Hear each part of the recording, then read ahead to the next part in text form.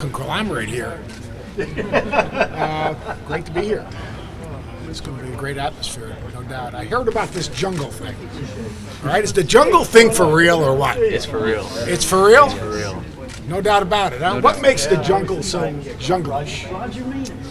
To me, it's we pride ourselves in Auburn and being called the Auburn family. You have guys like Gus Malzahn and Bruce Pearl that kind of just like unite, the athletics program, the students. And So if I say War Eagle, I'm like part of the family? Oh yeah. I think Pearl needs to say it like kind of sounding like Coach O, though. He's got to have a little more graspy, War Eagle kind of thing to him. But no, we're really excited to be here. I mean, I said this yesterday in the video I did. The thing about game day is there's only 8 of them, and it's not just given out; it's earned. And this team and this program has earned it by how they've played and what they've accomplished and what they're building and the energy and the jungle and the enthusiasm. This became a big game because of their success. I can relate to a little bit when I was at Virginia Tech. We were fortunate to host a college game day. It was against Duke, but they didn't throw us to Duke just to play Duke. They threw it to Duke because they thought that it would be a good game. So it should be a great environment. They've got a very good team. The thing about this season is real simple. When you look at elite teams in relation to the field, there isn't that big gap. But these two teams are two of the teams that are in that conversation and category of being the elite teams. So this should be a terrific game and a great environment, and it should be a lot of fun. When you look at Auburn and when you talk to Bruce, what stands out? Bruce's teams all have a certain DNA, a certain toughness, a certain stick-to-itiveness. This is a totally different team than their last year's team. And last year's team was drive, kick, 3, long rebound. This year's team is drive, kick, drive it again, get to the line, rebound and miss. Last year's team turned people over a little bit more. But as I look at the team in general, they have a toughness about them. They got a resiliency about them. I think the Ole Miss game was a perfect example of that. Everyone talks about like the schedule, and I don't care about the schedule. You look at how a team plays. I always say, who is a team and how do they win? And this team clearly understands how they win. They win with toughness. They win with the physicality.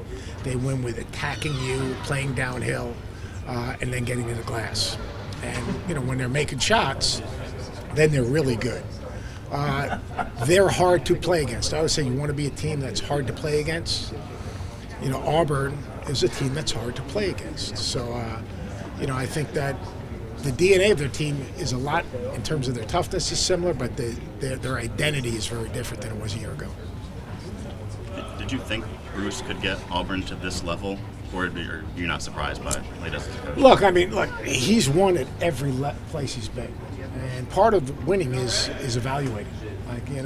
And I think that what they've done a great job of, whether it was at Southern Indiana or whether it was at, Milwaukee or whether, it was at Tennessee, is evaluating. Knowing who can play for you, your style of play, evaluating guys up. Because when you're building a program, you're not sexy to the best players. But seeing something in Brown, seeing something in Harper, seeing something in a Macklemore, that's really important. That's really important. I knew he'd bring them energy. I knew he'd get them to play hard. I knew they'd be incredibly well coached and prepared. They'll understand what it takes to win.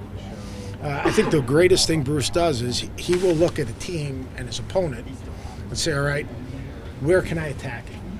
What do I have to give? What am I going to take away? Where can we take an advantage of within the course of the game? And I think that's his genius.